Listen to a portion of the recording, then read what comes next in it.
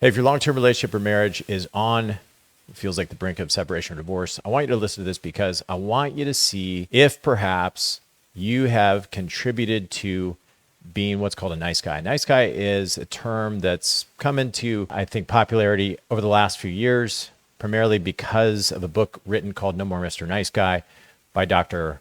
Robert Glover. And this book is intriguing because it presents a concept that I think a lot of guys resonate with. I know I did when I first read it, and I want to share with you what some of the telltale signs are of being a nice guy so that you can see if perhaps this is something that you are doing or have done in your marriage or long-term relationship, what the underlying root cause is, and then how to fix it, how to start correcting it, which you're not going to be able to do overnight, but you've got to be aware of this because it can't persist. It's killing your marriage. So without further ado, let's jump in. What's a nice guy? A nice guy is somebody who is trying to get the love and appreciation that he desperately desires by not rocking the boat. In other words, he is not saying no when he knows he needs to say no, and he's not asking for what he wants. And so we're going to dive into that. So not saying no, what does that mean? It means pleasing. It means that you're saying yes to things that you really want to say no to, but you've conditioned yourself to just say yes because you don't want to upset her. So this is a very, very common thing in marriage, right? And a lot of us have learned that if we're, going to put up resistance, complain about things or whatever, then we're going to get blowback, and it's going to be more of a pain than dealing with, the arguing about it. So we just kind of accept that we're going to have to do it. Okay. Now there is a place for serving, but there's no place for pleasing. Pleasing is a mindset that needs to be eradicated. And here's why. Pleasing will form underneath the surface bitterness and resentment towards her over time. And when you do that, you set yourself up to do unhealthy things. And this is the problem with the nice guy. Again, he's not really a nice guy at the end of the day. He presents himself as a nice guy, but ultimately, he turns into kind of Dr. Jekyll and Mr. Hyde. And that can look like blowing up, getting upset. And you feel licensed to do so because she's not seeing or appreciating all that you're doing. But what you need to understand, this concept of being a nice guy, is it's actually your responsibility to sort of mitigate the areas that you're not being responsible in terms of saying no, in terms of drawing, I don't like to call them boundaries, but I'll say principle-driven decisions. So we're going to unpack what that means later, so hang on. But in the meantime, let's just talk about what a nice guy looks like. He looks like somebody who's often, just willing to do whatever in order to make her happy. So it's kind of the happy wife, happy life idea. And this is what's kind of installed like a software operating system into so many men. Why? The theory is really fascinating, I think. The idea is that we shifted from an agricultural society to more of a industrial one. And so men, boys, were working alongside their father, their uncles, their grandfathers in the fields. And as the Industrial Revolution set in, men started to migrate into factories, into offices. And with that, boys started to be more raised by women teachers, by their mothers at home.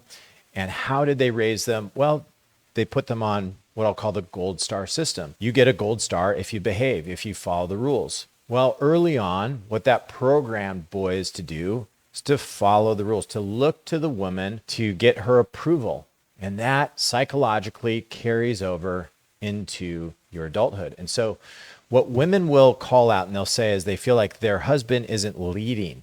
He's kind of going along with things. Sure, he's providing, and you feel like you are leading because you are bringing home maybe you're the primary breadwinner. You're bringing home most of the dough, and so you feel like you're doing your job. But that can also just contribute or attribute to you being a nice guy because you're just showing up with money, and then that money gets spent however she, sees fit.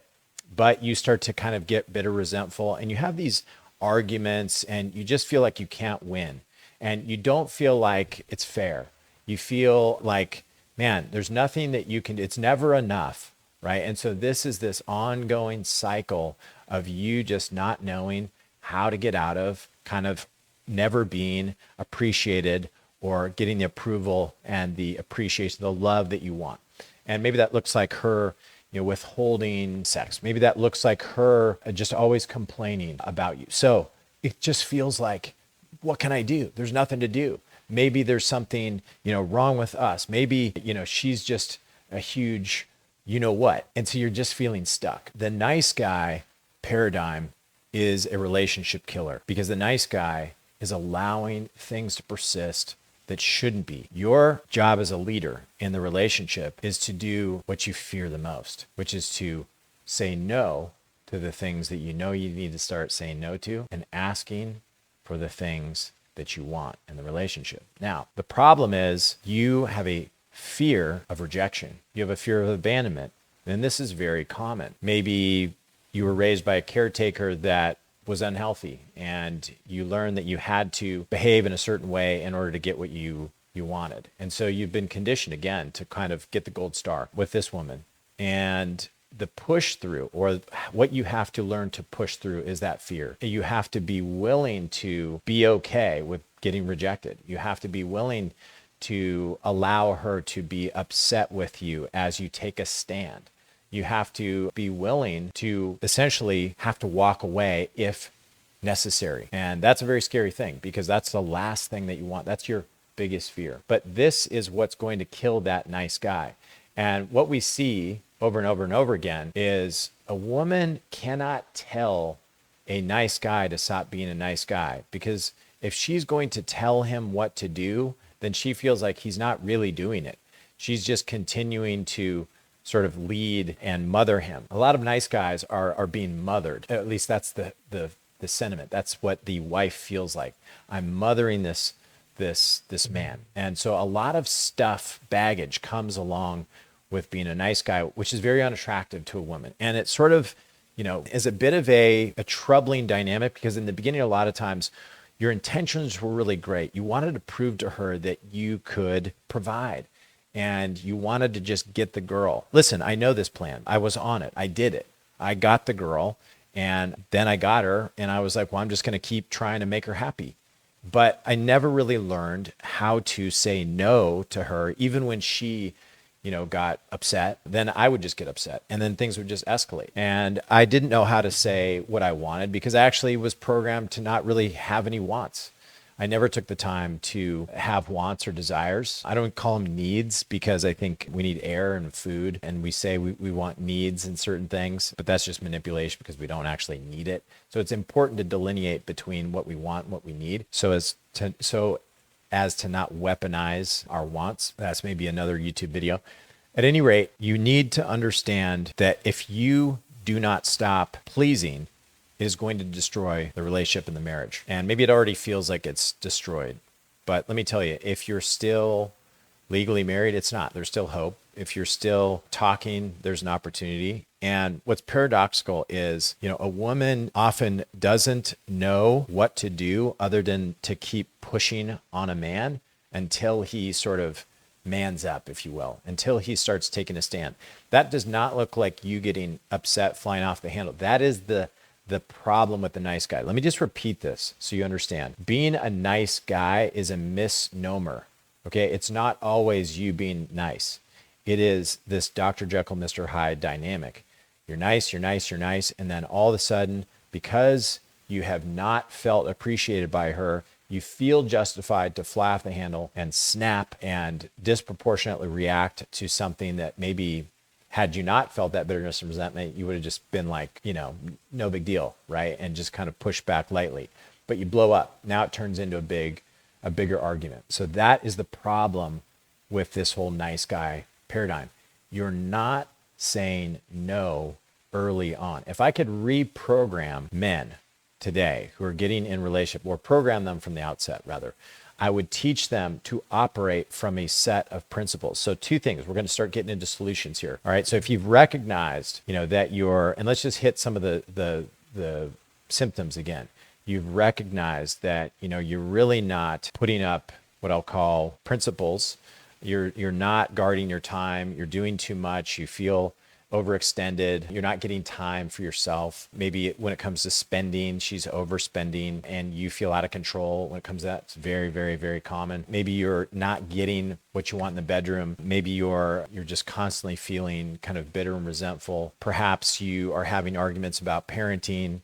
All of these things are typically you just feeling like, man, I got into this thing and I don't know how I landed here. It's your responsibility to start realizing that you have more power in this relationship than you realize. But what's standing in the way is your biggest fear, which is that you're going to have to be okay with her rejecting you, getting upset at you, and potentially walking away. But on the other side of that is going to be this newfound freedom. You're going to realize that if you operate, this is where we're getting into solutions. If you start operating from a place of principles, what does that mean? Principles are things that you could consider non-negotiables, things that you stand for. Being a good man, we're trying to get out of the kill the nice guy and transition over into a good man. I like to call him a loving, masculine leader, a guy who knows who he is, where he's headed, and what he stands for. You need to stop making decisions out of your emotions and start making them out of your principles. The problem is you've never sat down to determine what your principles are. Your principles are things that you resonate with at such a deep level. You know that if you compromise them, that you're going to emasculate yourself. Does that make sense? So for example, if you, let's just pick a really easy one. If you're a man who believes in God and the woman that you're married to says, you know what, I've had it with you and your belief in God. Unless you stop believing in God, we're going to get a divorce. Well, are you going to get a divorce? Yeah, probably, because you're not going to stop believing in God. You believe in God. That doesn't just change because a woman wants you to stop believing in God. Unfortunately, that's not typically the types of decisions that you're up against. But that's just an on-the-nose example so that you kind of see what I mean. So that the point of what I'm trying to say here lands. A more subtle version would be, I want to buy a Lamborghini, okay? Or I want to buy a new car. Let's just say I want to buy, a nice new car. Well, if you're a man who's going to provide financial protection for your family, which I assume you are, then you're going to have to say no to that because it's going to impact your ability to pay the bills. Right? If she buys this new luxury sports car or whatever. And so there's nothing to really argue about because you know that if she buys this, you cannot pay the bills. You cannot have that emergency savings fund. Okay. So that's a little bit more subtle, but let's go even more subtle. Let's say you're a man who takes care of his body, takes care of his health, right? That's a non-negotiable for you. And she's saying, I just don't like it that you go to the gym. We got too much to do and you going to the gym, it's just not working for me. Okay. So you're going to have to make a decision there. And if you stop going to the gym because she doesn't want you to anymore, guess what? You're going to feel bitter and resentful over the course of time. And if you don't stand for what's right, which is to take care of yourself, you got to get to the gym and de-stress and take care of your body. You're going to feel emasculated. And emasculation is a breeding ground for rage. Okay, so maybe you're not raging out. Hopefully you're not. But this is something that a lot of guys experience. They fly off the handle.